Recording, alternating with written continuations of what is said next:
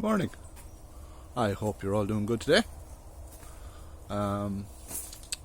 It's a lovely day here today, although it is kind of cold. It's about 2 degrees at the moment. So, as long as the rain stays away, we'll be happy.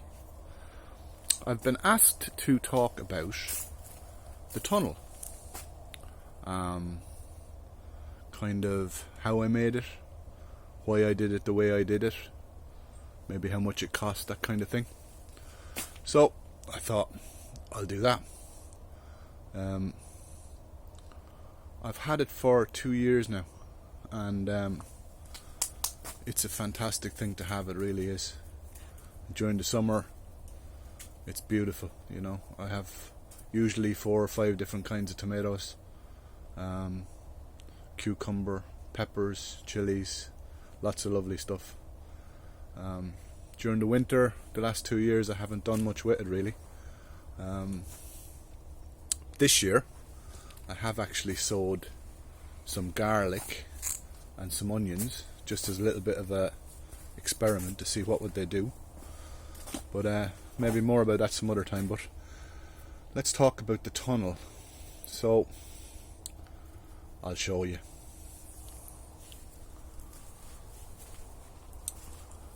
So the tunnel, from front to back, is 12 meters long. It's 4 meters wide and about 2.8 meters high.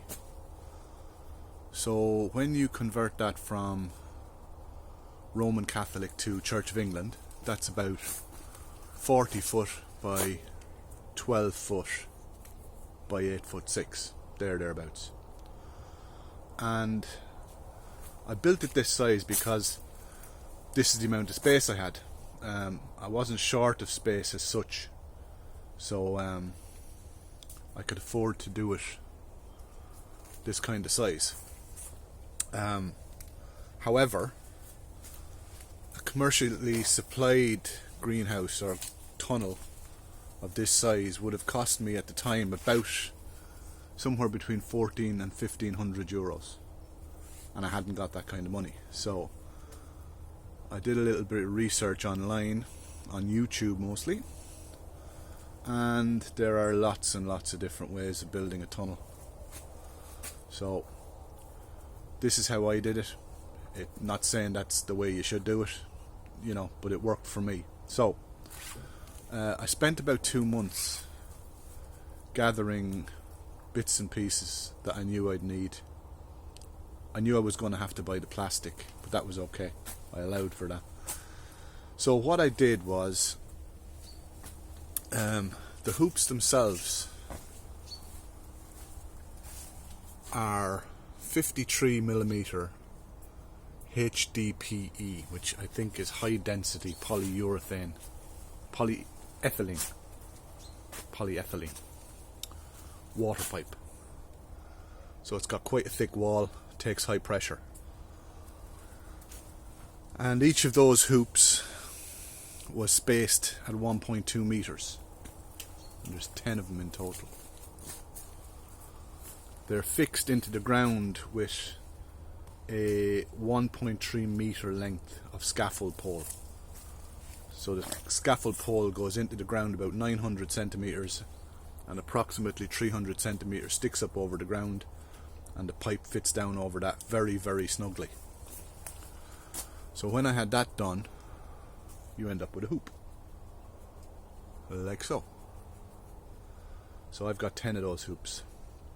Now the thing is that they have no real rigidity along the length of the tunnel at this point. So you do have to affix them along the centre. They're just 2x1s, and along the top, the same 2x1s. And I happen to have 4 of these posts, which had belonged to a swing set, which had belonged to my kids at one stage.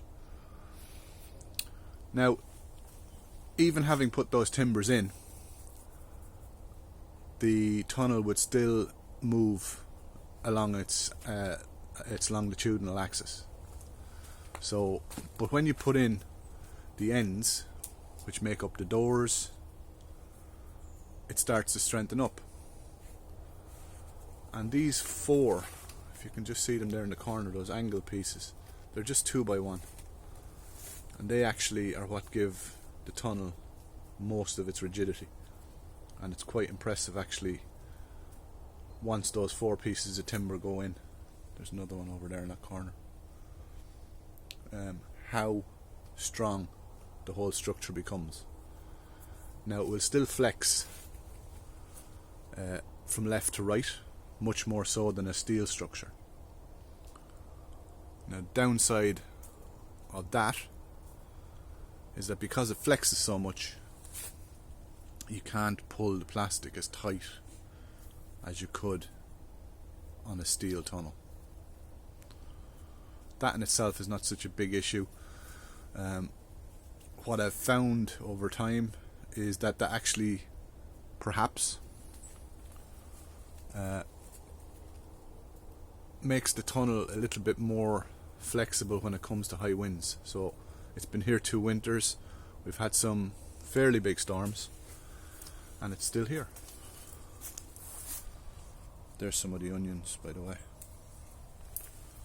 and some garlic. Not really sure what that's going to do, but we'll see how it goes. Yeah, so it does make it less rigid than a steel structure, but perhaps the flexibility works for me.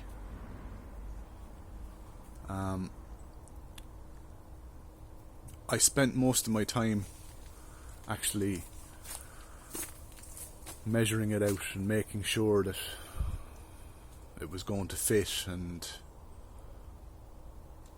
that the structure would be strong enough to take the plastic when it was pulled on, and it seems to be okay. Seems to be working fine.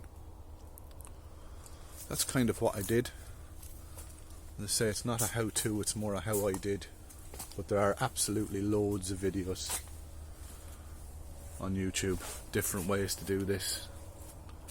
Lots of American videos, lots of British videos. So I'm sure you'll find something and just take the best out of them, the bits that work for you, and hopefully that'll help you along the way. There's Scamp. How much did it cost? Well, the vast majority of the materials I just gathered up from various places. I think I spent about €70 on some boxes of screws and some timber that I had to buy. Everything else I had or gathered or borrowed long term. I had to buy the plastic, which I think from memory was about €350 to cover this, and I still had a little bit left over. So less than €450, and it's working out pretty good for me. As I say, somewhere between 14 and 1500 euros for a commercially supplied one, which would have been delivered to my yard, and then I would have had to put it up myself anyway. So that's the tunnel. Hopefully we'll get a little bit more interest in it, and if anybody has any questions, please do ask. I'd love to hear from you. So now folks, that's it for today. I hope you get something from the video, and remember, be nice to each other and be well. Bye.